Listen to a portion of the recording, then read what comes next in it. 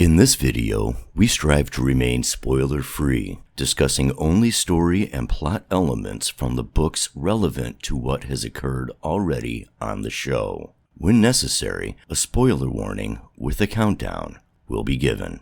Hi everyone, I'm Rebecca. Hi Max. And I'm the Geeky Hippie. Welcome back to What the Adaptation, the YouTube show where we review adaptations from one form to another. This week we're continuing season 1 of The Witcher, episode 2, 4 Marks, which adapts the short story The Edge of the World by Andrzej Sapkowski. How did everybody feel about the episode? Some really awesome stuff, just I enjoy the character of Yennefer, so I love that part of it. My heart. Max?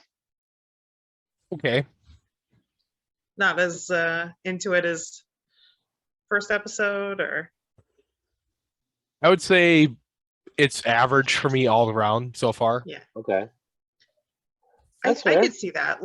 There are parts of it I really like, and then other parts of it are not as strong. So it's sort of a little bit of a mixed bag of an episode, but yeah. Let's start with changes from the source material that we liked. So Glenn, do you want to start us off with that? Yeah. First, I liked that Istrid, or Istrev, as the book pronounced it, because the double D in Welsh, which is what the Elder tongue is based on, is a TH sound, like in the word the.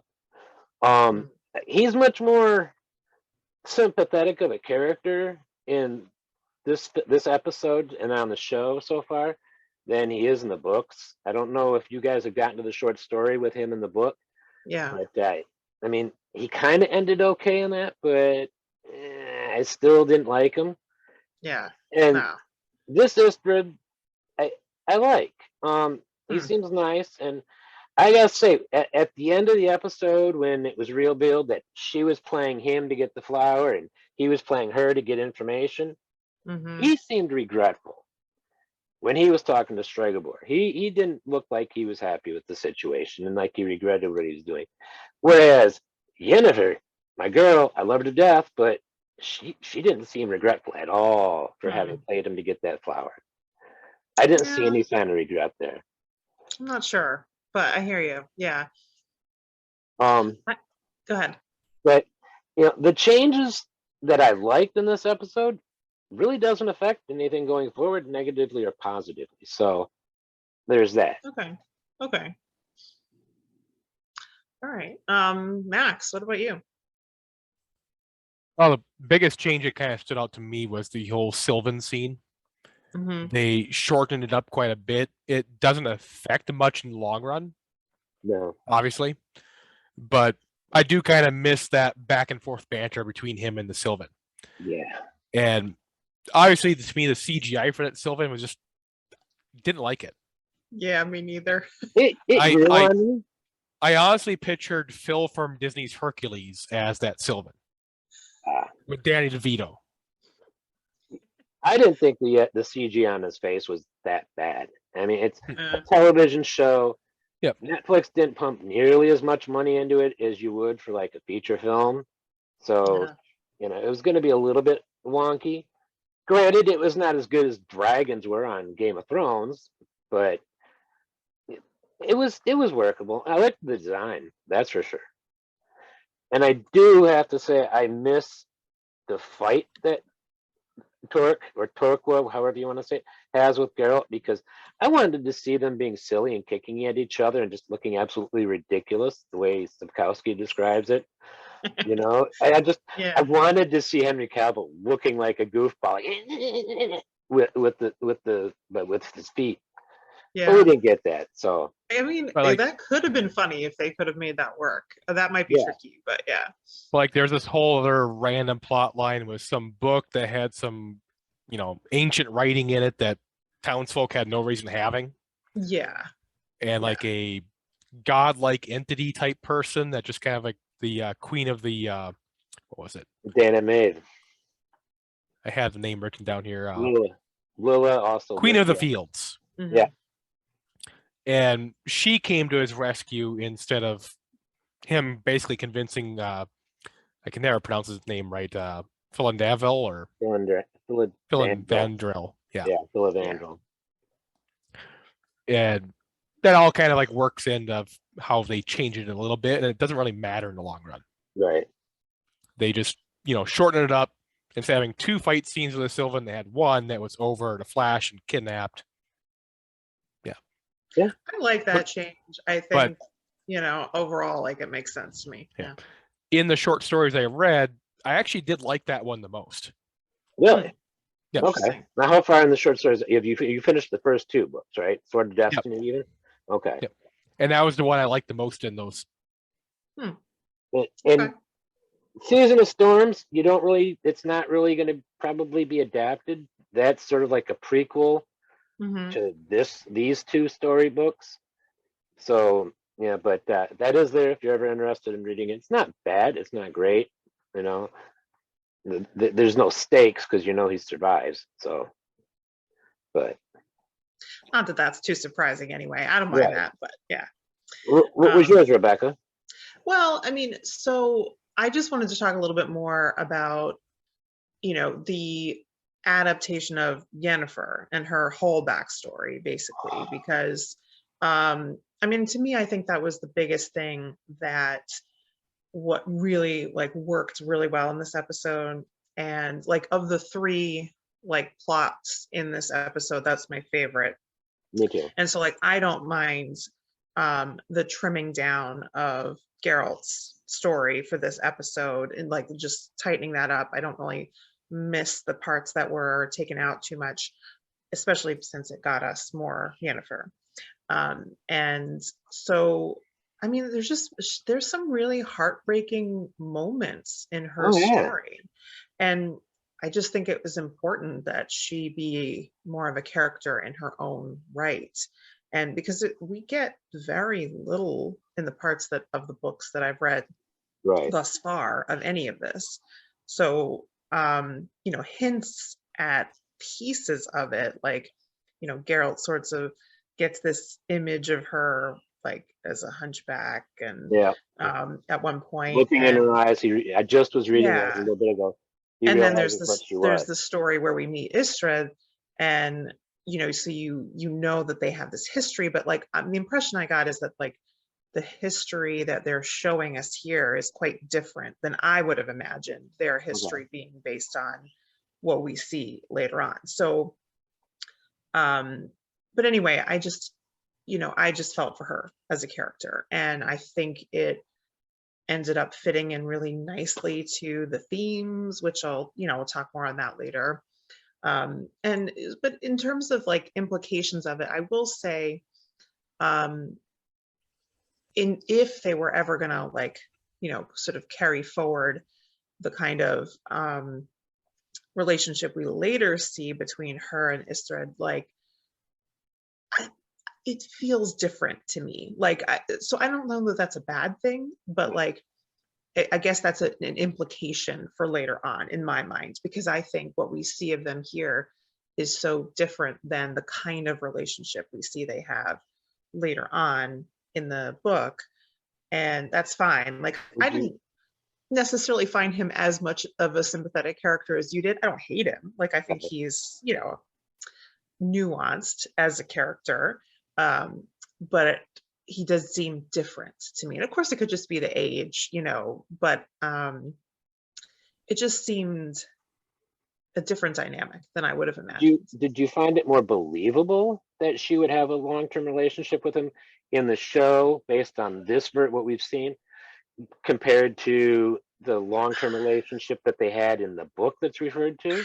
No, honestly, because of the way the episode ends, where we find out that they're both semi using the other one. And that's not to say that I don't think either of them have some feelings. I don't think she ever really trusts him because of I don't know if that's true, because she does tell him her secret, which is kind of a show of trust.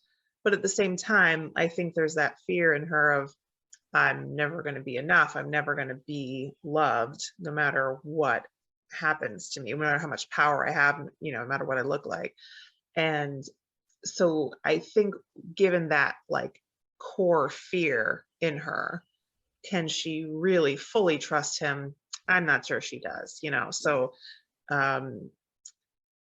maybe that makes a difference, but the fact that they're both ultimately semi-using each other makes it, maybe they just keep on using each other. Maybe that's the long-term relationship, that they just keep on using each other. But you get this sense in the book that he doesn't think of it that way. I don't think he thinks he's using her. Maybe he is, but I don't think he thinks of it that way.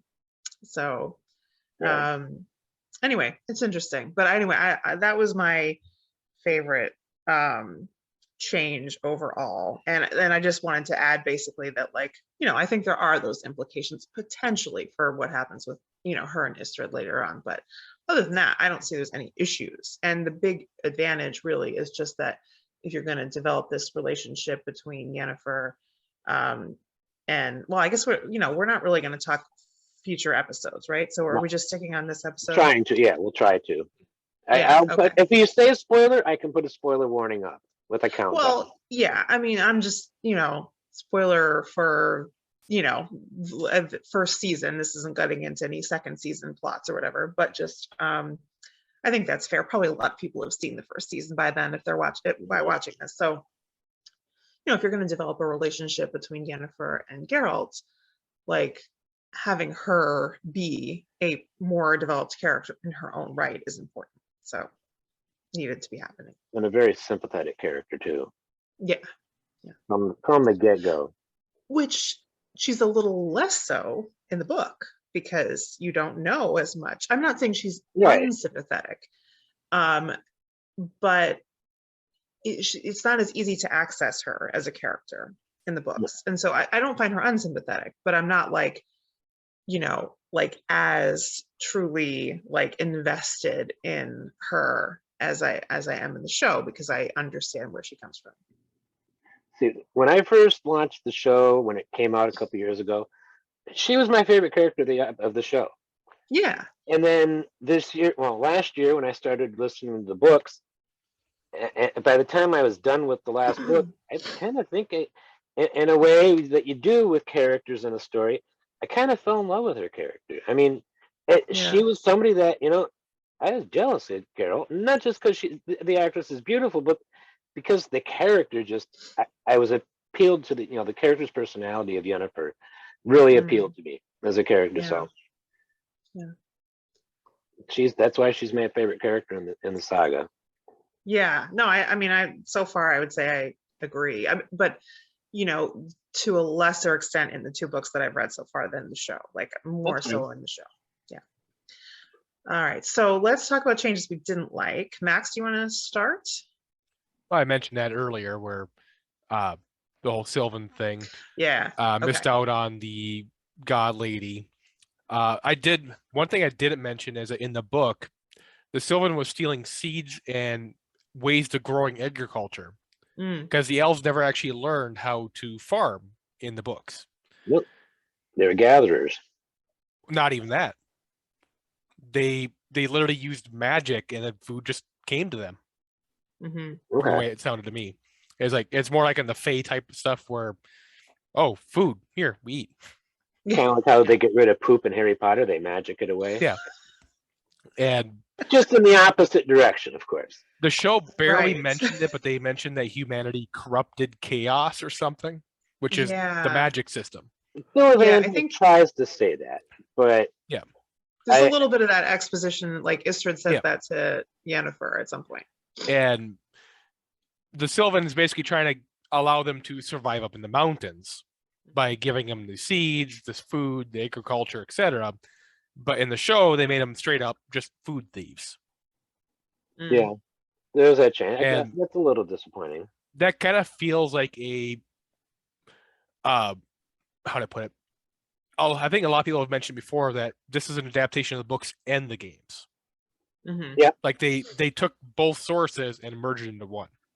Yeah, and I want to say in the games they were really playing up on the elf versus human conflict. Okay. Yeah. Yeah. Right. That Yeah, gets makes sense. bigger and bigger and bigger throughout the series. No spoilers, but that we'll talk about that later. Believe me. And if you played the games, you would know how absolutely shit they treated the elves and the dwarves, etc. Yeah. And you could, I don't say not justify, but sympathize with their plight. Mm-hmm. In the books, it was like when Geralt was, talking to Philavandrel. Yeah. Like he said, like, you're just gonna go up to the mountain to start. Eventually, the survivors are gonna come down to start killing humans as like a slow suicide. Yeah. And you have like less sympathy for them in the books than you would in the games or the show. Yeah, I don't know. I had some sympathy for them in the book, I think. But like when like Geralt's talking to him, like, you're doing this to yourself. Yeah, he's right. You're so hung up on surviving your homeland that you could find a different way to survive. He has a point, but I think it's also like, it's hard to say to someone like, just leave your home. Mm-hmm. I mean, he says it. I guess to him that's easier, maybe because he doesn't have that connection to a place. Right. But the mountains aren't even really their home. They're a refuge. They're a refuge for them. Well, as Philandrel says in the show, they're planting their crops on top of their children that they buried in the fields. No, he was referring to the children being buried in the fields as what the humans were growing on. Yeah. Not the elves. Okay, I thought you were just saying the elves grew the crops in the mountains. No, the humans. Yeah, okay. I get you. I'm sorry. Yeah. Yeah. They used the elves, remains from the purge as their fertilizer for the crops. Now, whether that was literal or not, we don't know. Probably closer to literal. It could have been. It could also have been what Philavandrel believed, but didn't know. Because you see a lot of that throughout the stories and the books. And you see it in real life. People believe something that's not necessarily true, and they hold to that belief so strongly. Just as how, Philavandrel and his elves are holding on to their hate, their anger, and their pride, as Geralt pointed out. And those things don't go together. I agree. This is one of the times where, when it comes to an ethical, moral decision on a show, unlike last episode, I had issues with Geralt's choice to not choose between the lesser evil. Here, I fully support what he said. That you're starving yourselves. You're doing it to yourselves. Trade with the humans. Try to make peace with the humans. But that goes into what I want to talk about later. So okay. So what was yours? Yeah, I got to bring in Ciri, I guess, because even though that was the thing I particularly liked in last episode, the backstory for Ciri I liked in the first episode. I found a lot of her plot in this episode to be fairly forgettable. I just went and rewatched the episode, but like from what I remembered of it from the first time I watched it, all I remembered was her meeting her friend, who, and I think I only remember that because he is still around. Right. So the whole thing with her connecting with that family and the camp and stuff, I just didn't remember that. So that's understandable. I just think it's a mixed bag, because it was so important to include her story and develop her as a character throughout the season, but there's only so much that they have to work with, and I think some episodes work better than others. And on the whole, in the season, my recollection is that her plot line of the three is overall the weakest. But in some episodes it's good, but in some episodes it's just not that strong. So that was my not that I have a problem with them adding stuff for her. I think that that's important, but maybe they could have, I don't know, come up with something a little bit more compelling, or I don't know. It's not terrible or anything. I don't mind it. It's just not my favorite. One way I could put that scene you're talking about, it's to contrast Geralt's scenes. And we're seeing it from the human perspective of how they're treating elves and dwarfs. Yeah. That completely contrast what he saw in his past versus her present. Yeah. No, I think there is resonance, and that's one thing that I think was to talk about in terms of theme. Yep. There is some common threads in all three of these plot lines in this episode, again with the human elven interactions. So there is some resonance to that. But I guess in terms of like the overall changes made in this episode, that was probably a weaker one in my opinion. Not a bad one, just weaker compared to the others. So that was my thought.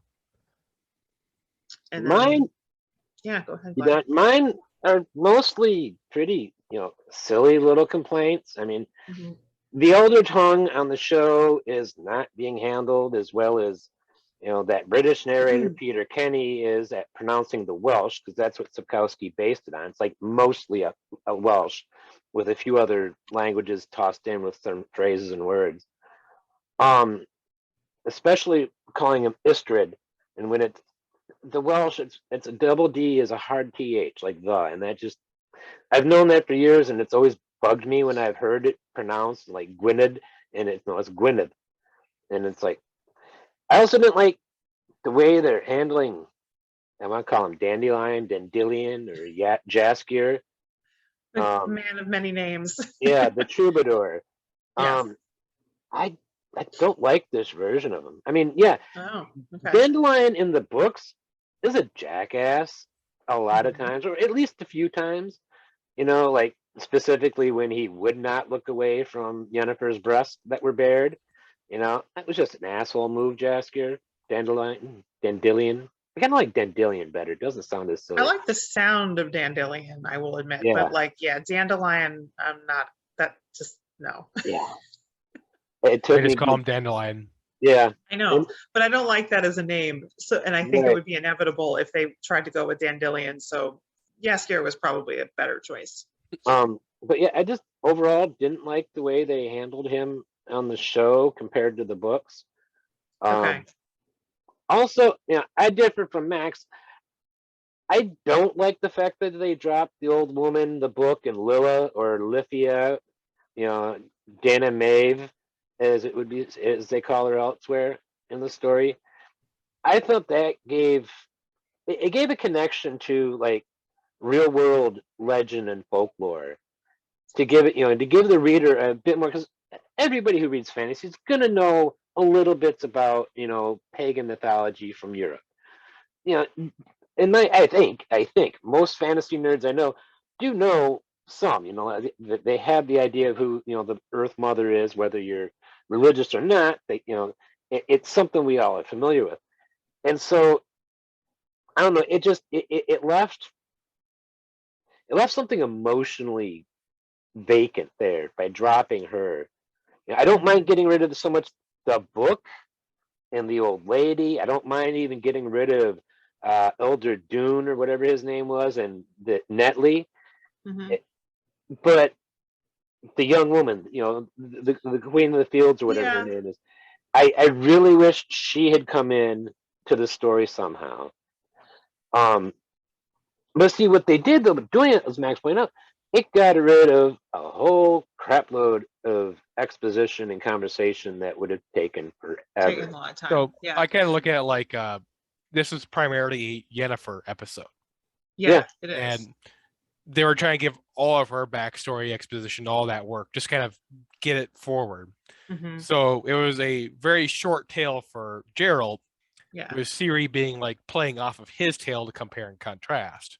Yeah. But the majority is clearly Yennefer's story. I agree.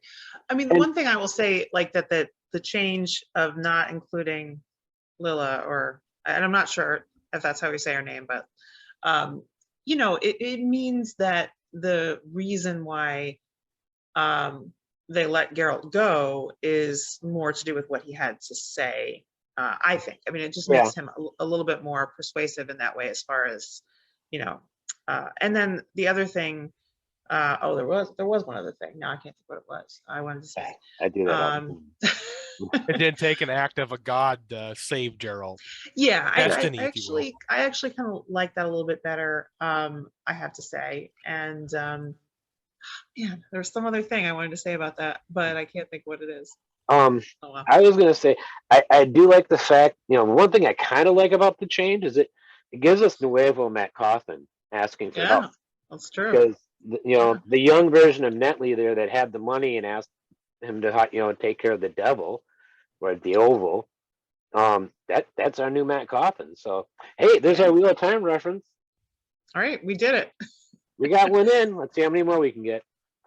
What else was I going to say though? I wanted to comment on our troubadour friend because I think well, you didn't bring this up, but I wanted to add that he is meeting Geralt for the first time.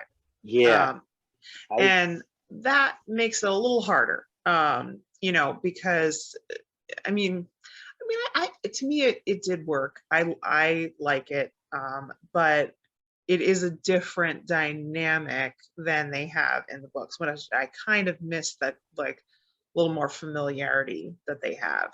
Yeah, I missed that too. I was a little disappointed with that. He's an asshole, but I love Dandelion and I love his relationship with Geralt. But to be honest, that didn't happen until I was reading the main saga. Mm-hmm. I could not, and reading the 2 short story books, I could not understand why Geralt was friends with this guy. They had nothing in common, and Dandelion spends all of his time bitching and moaning or getting them in trouble.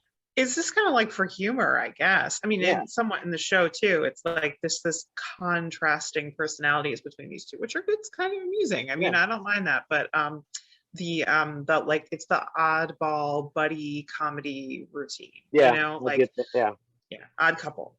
And that's in the book too. The way they are in the book. So it just. I'm not as happy with the way they're handling Dandelion, and that includes them not knowing each other before the Edge of the World. Okay. And I also don't like any of the singing. I say, did you catch that Dandelion got an upgrade to his loot? Yes, I wanted to see that. I really wanted to get a good shot and see how beautiful a loot they made for the show. But what I was meaning is like he got Philandrel's loot instead of Torvil's. And that's supposed to, if I remember correctly, have like silver etching or silver embossing or whatever on it, decorations on it. It's supposed to be really nice. It ought to be good. He talked about the wood a lot. Yeah, and it really sings. It sings on its own. So, like, from my perspective, like, he got the King of the Elves loot in the show, whereas in the books, he didn't quite get the King of the Elves loot. And would it have been so hard to go back to the Wheel of Time for a second? Would it have been so hard for Rafe to give Alexander Willem a lute instead of a guitar? Yes. No, I think he could have done it, but I think he obviously did better. I just remembered what I was going to say before that I forgot. Okay.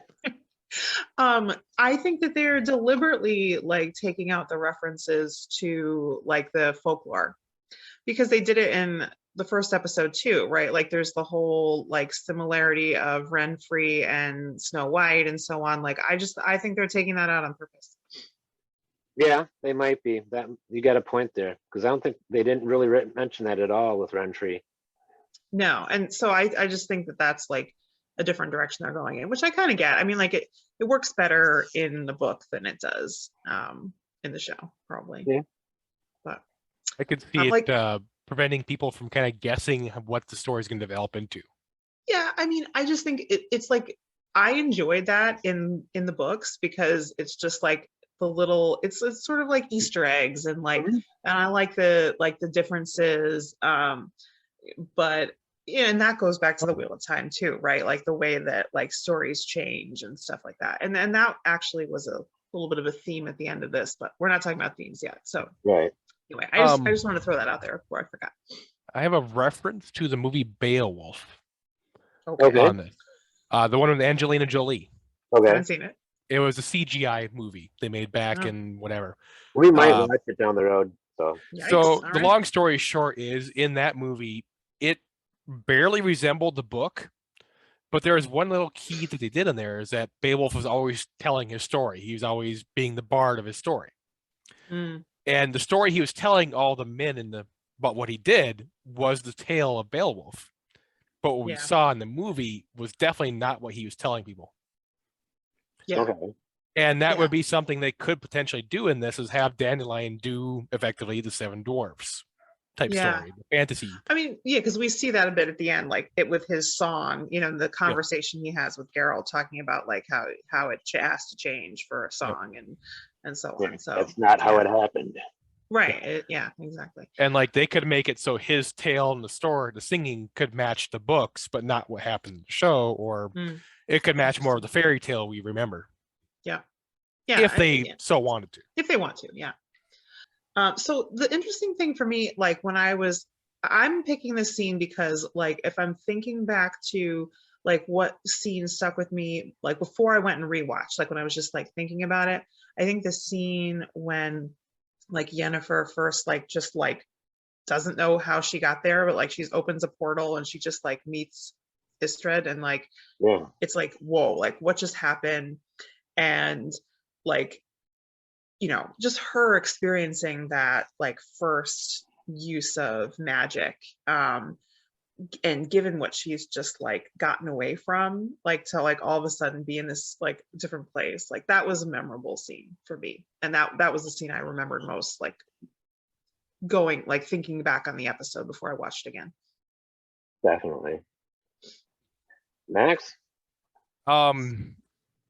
The best one I can think of right now is probably where Gerald's telling Dandelion to shut up, and then the bullet whacks him in the head and he falls over. That's a pretty good one. I have a problem with that scene though. There's one line of dialogue that bothers me. One word. A mini cannonball. There's no evidence that they ever have any kind of firearms, whether on the show, either season, or any of the books. But somehow Dandelion knows what the hell a cannonball is. I didn't think about that. Wait a second. And well, I mean, if you want to get in that kind of thing, they talk about evolution, they talk about mutagens. Yeah. So we don't know what kind of technology was actually in this world. Yeah, they talk about a lot of advanced stuff's stuff. a bit confusing. Yeah, they talk a lot of advanced biochemical stuff in there as like they should have no reason to know about it. Technically, this is our far, far, far future, and you know the conjunction of the spheres happens, and humans end up on this world. They still have some of their knowledge of science and technology from the past, but they don't have the ability to go about it. You know, probably because there's just too many. You know, that I don't know why they didn't actually manage to keep it going, but they're from our world. The humans in this show or in these books are from our world, and they still kind of know. And you'll see a lot of, I guess to say, scientific knowledge being held, especially by the mages. You know, because their magic is kind of almost a science in a way, especially with, you know, they also do alchemy and stuff like that. So they know what's going on with stuff. They just haven't used, you know, they've got magic, and why do they need firearms? Again, you know, is probably what they ended up figuring. I don't know. But just the inclusion of the word cannonball kind of took me out of it. Because it's not in the book. It's just only in the show, as it said, and that kind of took me out of that. And there's one thing that Rebecca mentioned, that something when she first teleported to where Istrid was. All the other times we see anybody portaling, teleporting, you know, they open something and step through. Yeah, he's laying on the ground. And then poof, she's laying on the ground somewhere else, and not even in the same position. I have a problem with the director. He should have had her in the same position when she transferred. You see the jump. She's like this, and then she's like this, you know, basically with her head. So, is there a scene you liked, or? I'll get to that. I'm just responding on that. Just telling us everything that's wrong with our scenes. No, it's not something that's wrong. Yeah, I guess it is. But just kidding. We are talking about my favorite character, and her, I don't know. I think her first classroom experience in the episode with the rock and the flowers.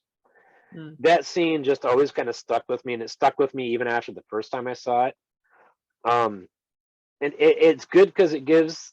It's a good way of doing exposition. it's one of the cheats on how to do exposition is to have a classroom of students. Yeah. Teaches us a little bit about the magic. But to be honest, everything with Yennefer is memorable for me. So, especially when she's still a hunchback, because it just it rips at my heart, and the pain is really visceral. Yeah, no, totally. There's some moments for her in this episode that does rip at your heart. There's two others. There's one is when her three friends get turned into eels. Yeah, that kind of creeped me out. I mean, that every time that was weird. That scene bothers me, and I don't understand why when the first one goes down, the two girls look at each other and don't do anything, and then the second one goes down, and the third girl's just standing there, thumb up her butt, not paying any attention, and Tisaia turns her into an eel. I'm like, that was a weird scene, I will say. It ended in a weird way. that Alex Sakharov is a great director, but on this episode, he failed a couple of times with just his blocking instructions that he gave his actors or didn't give his actors. But yeah, I don't know why that third girl didn't try running, before she got turned into an eel. I would have done something. I would have pushed. I don't know. Maybe they just all have like so much like trauma response from all the horrible things that happened to them when they were trying to learn magic. Yeah. And I do wonder how Fringilla's hand got healed. I guess that's magically healable. I was thinking of that because that was one of the memorable moments in that scene. It's like that was some good special effects on her hand, though. That was pretty good. Yeah. I'd say it's season 2 spoilers, maybe. Go ahead. We know from one of the wizard guys, he has no arm. No hands at all. And it's all illusion. Yeah, Stregobor is like this. It's all illusion. So maybe your hand isn't healed. It's true. Maybe it's not. It's a good point. And spoilers. Right. My other one was the introduction of Torque the Sylvan in his fight with Geralt. I enjoyed it. Okay. I had a lot of it just tickled me pink. It almost made me giggle every time I watched it. So it worked for you. Yeah, it did. So we were gonna go to like least favorite scenes of the episode.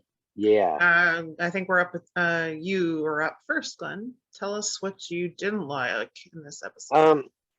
Two things. One of them, I do not like Jaskier's singing at all. It's not that his voice is bad. I just don't like the songs. So you can hate me, guys. I do not like Toss a Coin to Your Witcher. Sorry. Hey. Okay. But the real one I had a problem with that really bothered me was when Ciri met that family in the tent and all the blatant hatred towards elves, and then making Abbott, the dwarf, give up his shoes for her. Yeah. That really, really, really upset me. At least I think we're supposed to hate that, right? I mean, that's not like. I mean, and so it worked on me. I don't like that mother. I didn't like the older brother. The younger brother, he seemed okay because at least he realized that Sintra used to be Zintria, the elves' land, and he said they were here first. He has a point. They were, but just the utter hatred from the other two, and the whole thing with the shoes, boots, whatever she got. I was happy when Abbott stabbed her in the back when the Guardians attacked the place. I liked seeing that. I'm like, that bitch needs to go because that just pissed me off. I would want to mention that that scene with the family talking hate about the elves kind of very reminiscent of Thanksgiving dinner. Yeah. It's just I'm looking at the release date. Episode 2 came out originally on December 20th, 2019, so a little late for Thanksgiving. Yeah, but I kind of got those vibes from that scene. Yeah, I totally understand. Being in Citra's shoes of I don't really want to say anything. And you have the strange, crazy uncle who has really off the wall ideas. Unfortunately, I think I'm that uncle. I don't know. I've got a 16-year-old niece. She'll be 16 in 3 days, so. Well, you did just say you don't like Toss a Coin to Your Witcher, so. I don't. So, yeah, I guess I do have pretty weird tastes, I guess, and views. I mean, it's like one of the biggest songs people were replicating out there for a while. Yeah. And I do like it. I like that last scene. And I like the song quite a bit. I gotta ask, I'm torn on whether or not I like the idea of casting actual dwarves, human dwarves, to be fantasy dwarves. In the books, they look like fantasy dwarves, like Lord of the Rings with the beards, full beards and everything. There's not a single bearded dwarf in the series, either season. Not a single one of the dwarf actors they have come in has a beard. It's not right. These are a different kind of dwarf. I'm torn because I like it because they're giving a job to dwarf actors. I like that. That's good diversity. It's a good thing to do. But they're not dwarves. They're dwarfs with an F, DWARFS, but not dwarves, DWARDES. And to me, I mean, they could have given them beards if they wanted to, but they chose not to. Yeah. So, I would mention that it's better than doing crappy CGI. Yep. Okay. Yeah. I agree. The shitty side is though, like you're hiring these people to be ridiculed on set. Yeah, in a way.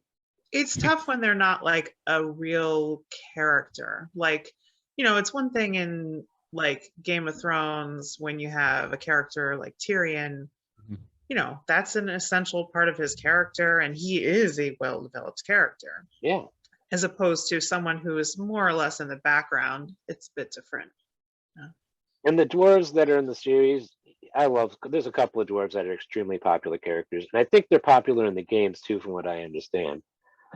Yavin Zigrin or something like that. In the games, there's a Zoltan.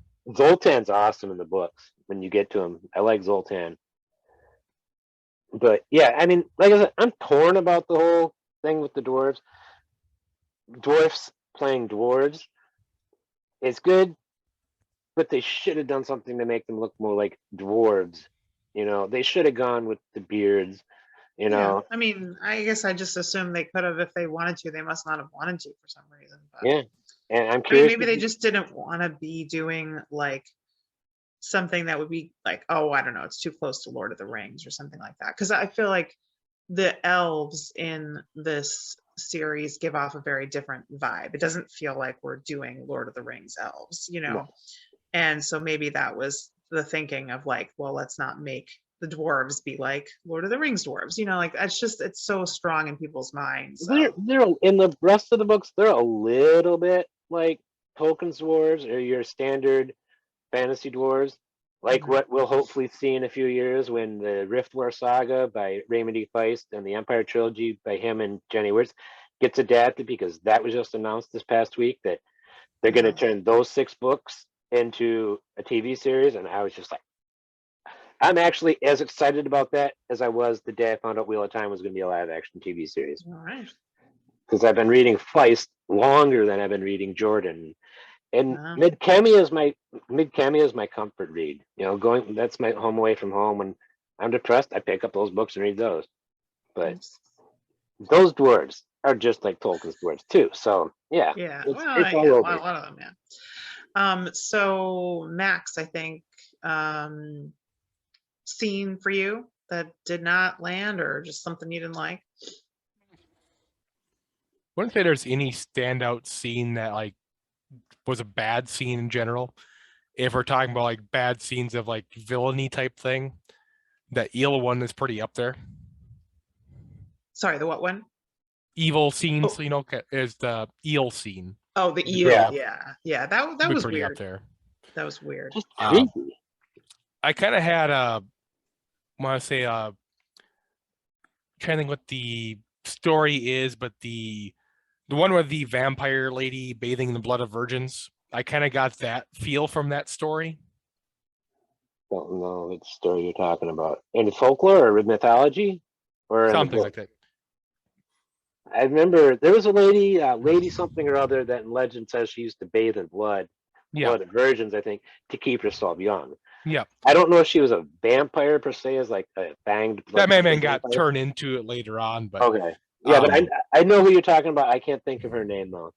But I kind of got vibes of that from that eel thing, but that's not what was going on. She wasn't turning them into eels to make them younger.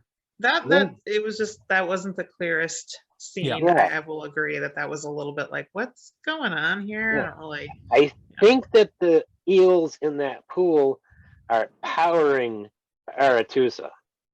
Yep. Yeah. You know, like the whatever gears and gizmos that are run by magic. I think they're just channeling that magic. Oh, channeling, real time reference.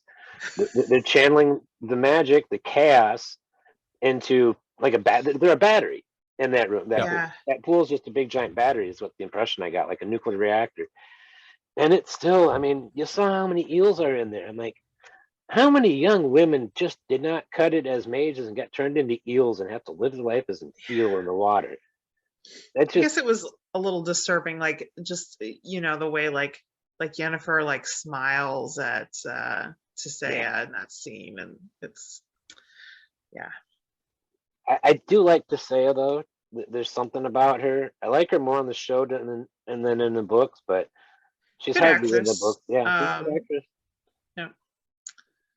actress. So for me, like I didn't really have a like a scene that I just didn't like altogether, but for me, I did not like the look of the Sylvan in the show, and that did affect my enjoyment of that scene because I was paying too much attention to that rather than the dragon.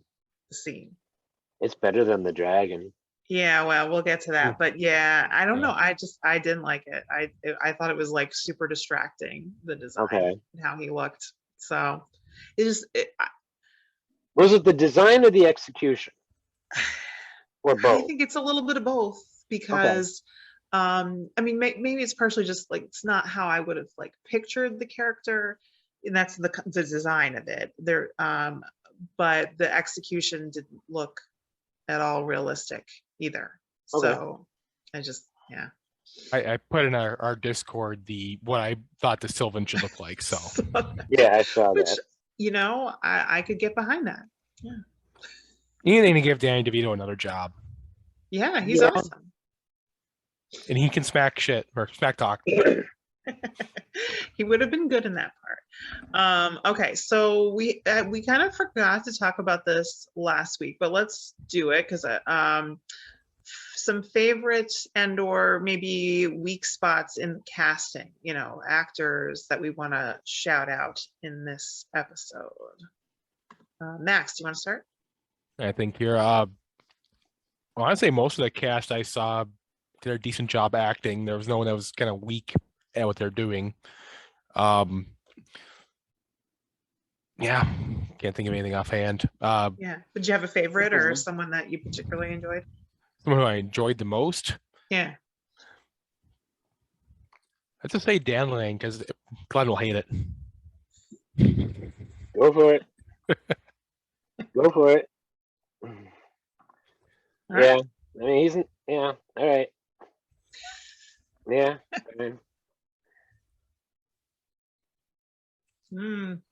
Okay. Especially with those cannonballs, I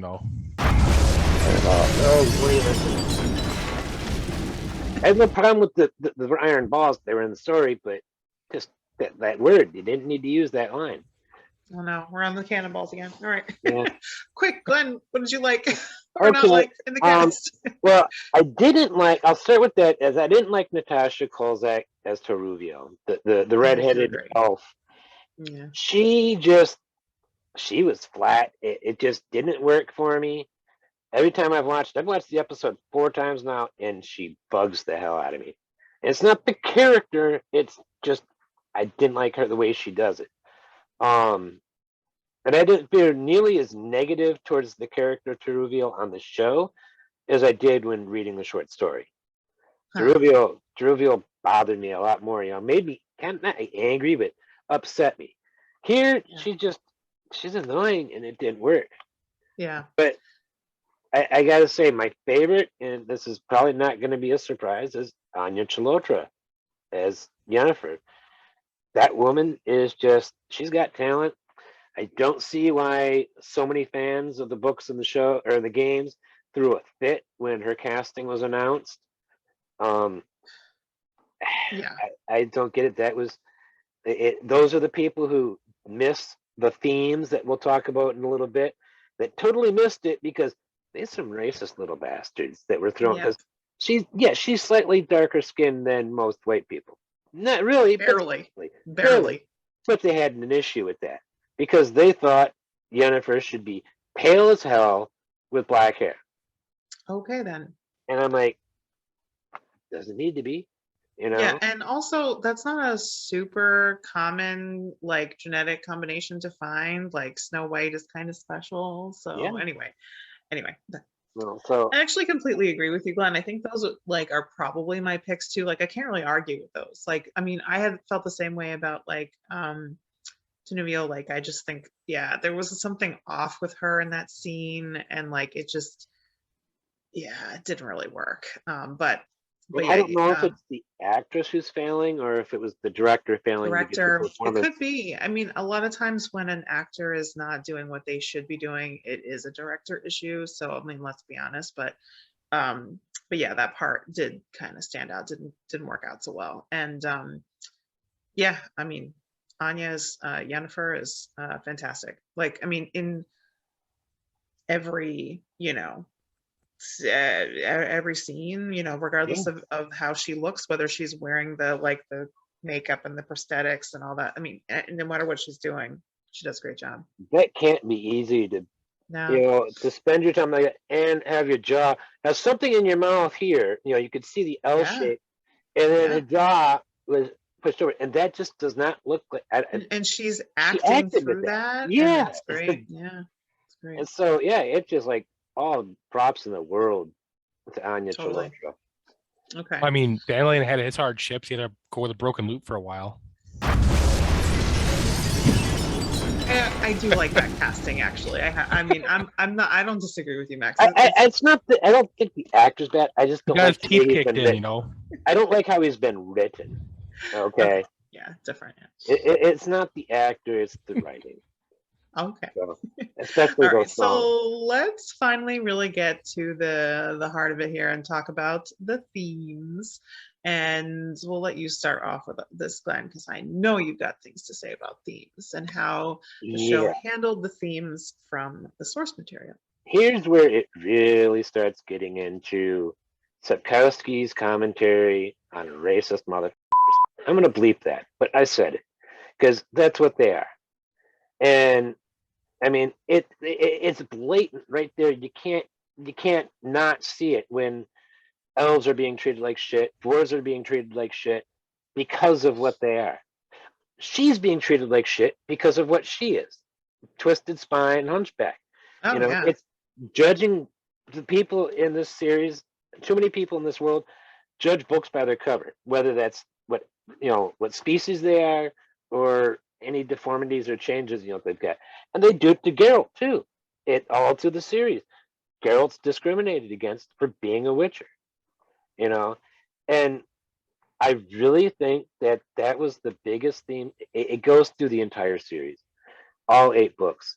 Maybe not so much Season of Storms. I don't remember if there's much about that in there, but Sapkowski is very, very anti-racist.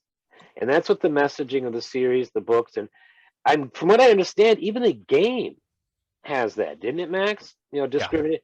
Yeah. So it's like it's like number 1 on his list of what he wanted to talk about. There's also there's some sexism, there's some misogyny in here, but it's in this episode in particular, it's towards Yennefer from her stepfather, and the way he sold her for 6 marks, no 4. And that just...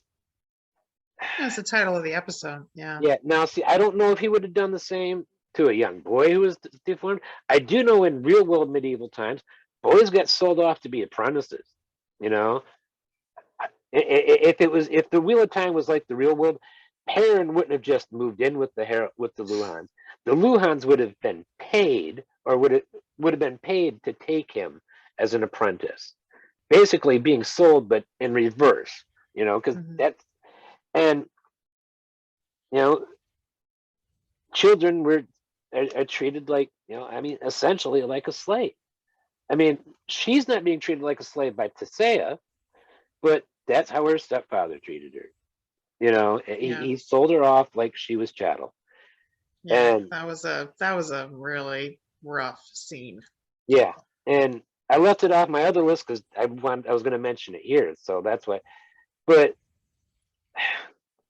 there's just, we talked last week after we got done recording for a while about the sexism in the series, but I think this episode and last week's episode do show us a couple of really strong and powerful women. I mean, you can't deny Tisaia's strength, even beyond what she can do with magic. Just the confidence, the way she carries herself, she doesn't take no shit.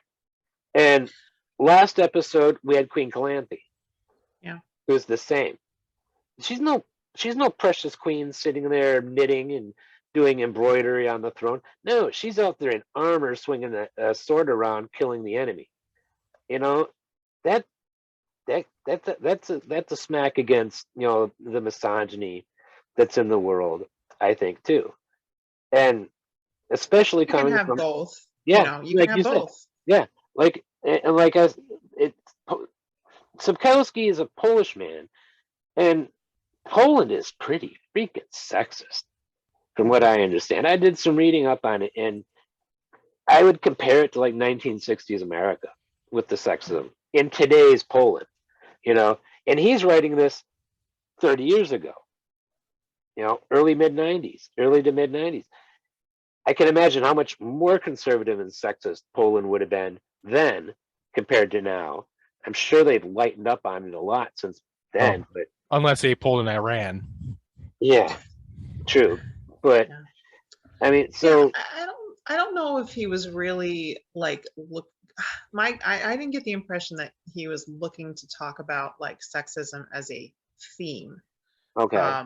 Like so much. But I do agree that the theme of racism or just, you know, otherism, you know, in general, because it's not, I don't even know if you can really consider witchers a race or whatever, but they're other, you know, and certainly Yennefer is other in her, you know, with her physical differences, and I guess also just the fact that she has elven blood as well, you know, there's that aspect of it. So there's a racist aspect Let's see. to it. Real quick, I want to point part of why the misogyny thing, the sexism stuck out to me isn't so much this short story or this episode. I mean, there's a little bit of it there, but it's me knowing what else he wrote, you know, all the other short stories and then the novels, and seeing how that played out, you know, the gender dynamics.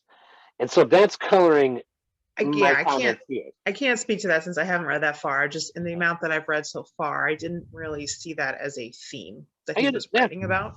That's fine.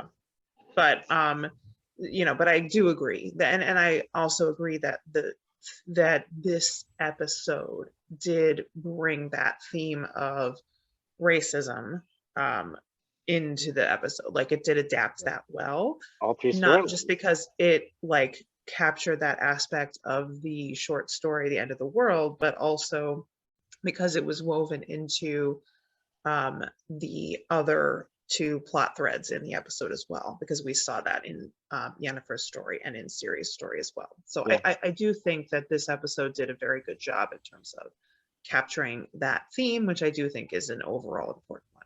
I agree. The misogyny thing, I looked at it as less of a theme, as like that's just the underlying setting of what we're looking at. Like, this is what 1400s in our time equivalent kind of setting. Yeah. So I've always looked at it as like that's the setting of what the people's attitudes are. Less of like this is what he believes or a theme in the book. Because I mean, I end up wanting to know, like, and because we haven't seen it so far, like, what about women and what are their lives like if they're not a sorceress or a princess or queen, you know, like we do see that. Yeah. So that's something that needs to be, you know, seen a little bit more. But there's another woman who's not a sorceress or a noble person of any kind, that's in the later in the saga, and yeah, she's badass. Yeah, but I don't just mean like, is there a badass woman character? I mean, like, I think what is it like to be a woman in the world if you don't have any particular form of power? You know, whether it's political power or magical power. The answer to that's probably no. At the same time, outside of trying to do that with Jasky or Dandelion, you don't really get that with male characters either. What would they be if they're not a witcher, a sorcerer, or a nobleman? You know, or true. I mean, that's just what the story is focusing on. But I just meant in terms of like considering, you know, whether there is a take on misogyny or sexism, you know, like that would be kind of important in considering that in my mind, you know, just in answering that question. It's not, maybe it's not relevant to the story. It's very, very minor in this particular episode. Yeah. It's in this particular story, but it builds and builds and builds. I think, at least I saw it when I was reading it. And that might be colored from the fact that I read the Wikipedia article about Andrei Sapkowski and his views. And so that was in my head because he considers himself a feminist and he thinks women are stronger than men. And he actually thinks women should be making more decisions than guys should be. So I'm like, it's just for a change, you know? You know, and might as well give it a try. A guy like that from Poland. And so, go ahead, Max. Sorry. So earlier you mentioned the racism angle of the theme throughout the books. And you mentioned like the video game fans didn't like Yennefer because she wasn't white enough, right?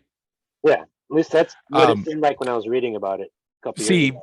I looked at it as more of a book cloak situation, as an actual representation of gamers disliking casting. It's that's literally just another book cloak situation of. Well, I clumped the two together on the objections because the articles I was reading at the time was hard to tell if the fans were gamers or readers or both. It's just I remember so much ire against her casting. Yeah, I put book cloaks in quotations because it's not just people reading the books. It's just they're using it as a reason they just want a white cast. Right. Yeah. Right. Yeah. And I mean, it seems pretty clear to me. And it's also, it's just so ridiculous. Like, I mean, again, like. And now we're dealing with the fandom. She's a fair-skinned woman, right? Where I know, like, she, you know, is not a white woman, but she is a fair-skinned woman. And we're seeing that same racism from book cloaks with Lord of the Rings now. You know, we dealt with it with Wheel of Time, and now we see the hands of half the cast, and I'm just like, I thought it was ugly for Wheel of Time. Holy shit!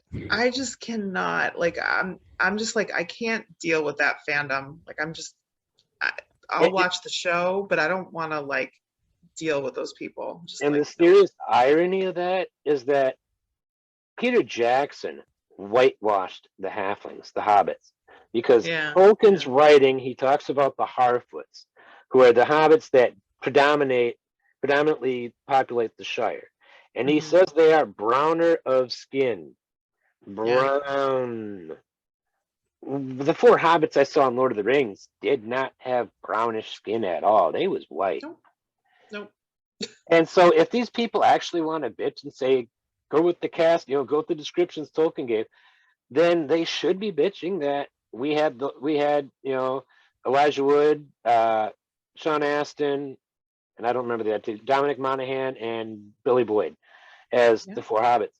They should have been brown. Should have been somebody else. Cast some of the Maori that live down there in New Zealand. You know? You know, regardless of that, you know, Lord of the Rings isn't perfect on that racism front either.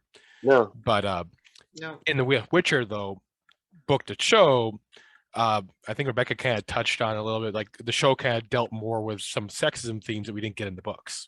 Like you mentioned the four marks as well. Yeah. It's like that is a contraction. It's like the books is mainly about the dwarves, elves, how they were being treated by humans, whereas the show we're getting more than just that. Yeah, I mean that's true because that is something added for the show that was not. It's expanding the otherisms to beyond just elves, dwarves, and mutants. Yeah. And there are actually more others in the books. Later on, you'll find halflings and gnomes. Yep. I don't know if they're going to include either in the show. And at one point, you meet one that even the halflings, gnomes, elves, and everybody else hates, and he's a changeling. Everybody hates changelings, and that's pretty common in fantasy. Everybody. In the games, you asked about how they dealt with the racism side of that. Yeah. From what I recall, is a lot of the games were a choice you had to make, and so one of the choices you had to do is, did you side with the humans or did you side with the elves and dwarves? Okay. Did you side with the elves that wanted to combat civilization, or combat the elves that wanted to join civilization? Yeah. Did you combat the nobles that were, trotting on the elves living in the city, or did you fight with them to try to get somewhere? Gotcha. So there's a lot of choices in the games. And those choices affected the outcome of the game, I'm assuming, right? Yes. And I'm guarantee you the ones that didn't see those angles probably side with humans 95% of the time. Yeah. I'm not surprised. I would not be So surprised. They never saw those plot lines. Interesting. Yeah. Yep.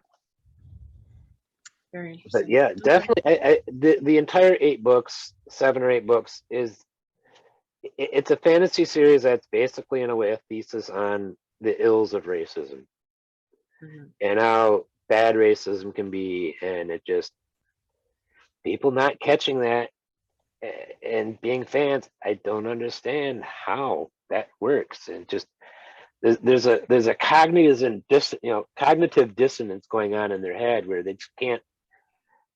I'm having it actually trying to put fans of these books with Klansmen, and I'm just like, how? And it just, but you're right, because you see it with other things too. I mean, you see it in the Wheel of Time, and it's just anyway, it gets all too familiar. But yeah, no, I agree that theme wise we were in, I think, good territory in this episode. But so let's try to give our ratings for how closely we think this episode stayed to source material, and that maybe for good or for bad, but just compared to source material out of 10. I'll start, I guess. I think last episode I had said 7 out of 10, and we were universal on that. We all agreed. And I would say this episode is a little more different, only because you have now 2 plots that are really added. I think the adaptation of Geralt's story, which is the direct adaptation, is pretty similar, but then there's all the additional backstory for Yennefer and Ciri. So I'd say, drops it to like a 6 out of 10. Doesn't mean that it's worse, because again, I love the Yennefer stuff in particular, but a little more different. Yeah. Max? Hovering around the 5 mark. Just because of, like I said, I basically wrote down a list of what they changed from the show to the book, and they changed more than they kept. Okay. And that doesn't mean that it was bad. It was just they shortened it up and sped it up. Right. This number, I figure this number is an objective number, not a subjective number. So it's not as much as you can. Quality. It's just saying how close with this particular question. I mean, it could be 10 out of 10 and be absolutely horseshit. Yeah, totally right. This isn't good or bad. It could be a brilliant episode and be 1 out of 10 as far as I'm concerned. Yep. I give it a 6. What was your score, Max? 5, you said? 5. Yeah. I'm giving it a 6 out of 10. And like I said, that's not a bad thing. Not a bad thing at all. I don't think it is. And overall, I think the choices and the changes were to the better, in terms of this adaptation. It's just, it was different. And then, enjoyment of the episode, I guess. So we were talking about how much would you how would you rate this episode if you hadn't read the books? I would go an 8 out of 10. Okay. And that's how I feel about the episode in general too. When I saw it last year, I hadn't read the books, and I would have given it an 8 out of 10. Of enjoyment, because I had a lot of enjoyment with this episode. Yeah, I think I'm trying to. I don't think it really changed it for me. I think I felt a little bit more differently about episode 1 after I'd seen, maybe after having read. This time I think it was about the same. So I don't think my enjoyment was less or greater having read it in this particular episode. And I mean, this was a strong episode for me again because it was such a strong Yennefer episode. So I mean, I'm probably pretty similar, but I don't think that was all that different from before because there isn't really a lot of Yennefer that they were. It didn't. They didn't have anything to work with, right? It was all other than knowing that she had been a hunchback. That's literally, right. I think, the only thing we know of her past. And now we just get so much more. Yeah, before she's Yennefer of Bengenberg. I would say when I watched it a couple of years ago, I put about 7.5. From what I've never reading the books, did the games, probably about a 7.5. It was just above average. Yeah. Okay. And I would go an 8. So that's mine. Yeah. I really enjoyed it. And was your enjoyment affected at all by how close or how different it was from the source material? Not really. I mean, yeah, I guess you could say a little bit, after having listened to Peter Kenny read the books, my enjoyment of the episode's a little bit less. Okay. And that kind of ties into the next question, which, I might as well just give it now. My answer for what would the episode be overall, all the above factors considered, I give it a 7.8. Just a little bit below the 8, that I gave it, there are some things that I wish they had kept, like we talked about earlier, like Den and Maeve, using Welsh properly, because the elves are not speaking. It doesn't sound like they're speaking in Welsh. I think it's something they made up for the show. And just pronouncing it all the time, even though I can't pronounce it right myself, but still. So just a bunch of little things and a few changes that bring it down a notch. Not much, just 0.2% down, 0.2 off. So I went with the decimal there, and not any change for you, Max, or the same? Going probably about 7.5 to about 7, if only because the things I mentioned earlier about how they changed the story of the Sylvan, which I actually enjoyed from the books quite a bit, and that's the part you said that was your favorite, and that's the part they really trimmed down. And of course, they did. The CGI for the Sylvan didn't like it. So what number do I put on the screen for you? 7. Okay. See now I'm thinking about it. It's I don't really think I don't think my enjoyment overall of the episode changed having read it or not read it. I think in this case it was the same. It was more different in the first episode for me, but yeah, I mean, I guess I'd rate it maybe a 7.5 overall, I guess. Okay. So we got 2 7.5s and a 7.8. That sounds pretty close. We're pretty much in sync, just like Yumi and John were last week. Yeah. So, any final thoughts or comments about the show, the book, the audio book? How are you guys enjoying the audio performance? That's an adaptation. Oh, it's good. Yeah, really good. Adaptation. What do you think, Max? Not big on audiobooks. Okay. Oh, I love audiobooks, but if it's not for you, then it can be tough to try to adapt to that. Yeah, I've fallen in love with the audiobooks, and I plan on reading some of Peter Kenny's other narrations later this year. So, books that I'd meant to read a long time ago, just never got around to. Ian M. Banks' Culture series. I don't know if you know Ian M. Banks, sci-fi writer. I don't think I've ever read anything, but I know the name. Yeah, I read the first couple of Culture novels, and they were pretty good. They're all separate from each other. They don't really interconnect. But just the fact that Peter Kenny's narrating them, and I've been wanting to read them for a while, I'm like, there you go. Why not? But we also got all the stuff I have to read and watch for this show, so we got our plates full. Yeah, I got The Shining I have to start tackling soon, and I'm not ready for that. I'm not a Stephen King person. Yeah, I'm not either. So, well, I guess we can call that an end. Thank you, everybody, for joining. To our audience, thank you for watching. Please leave us a like, a subscribe, and leave some comments. Leave a whole bunch of comments. Tell me I'm crazy. bitch at me for not liking toss a coin to your Witcher. Give it to him. It. I can handle it. I might throw some back, but go for it. I'll get 10,000 likes. Maybe he'll sing the song. Ooh, oh God, you don't want me to sing that. No, you don't want me to sing. I slaughter Bob Dylan when doing karaoke. So, and I hope to see everybody return next week as we discuss episode 3. I failed to get the title of the episode, but we'll be watching episode 3 of season 1 of The Witcher. And I hope to see you all join us again.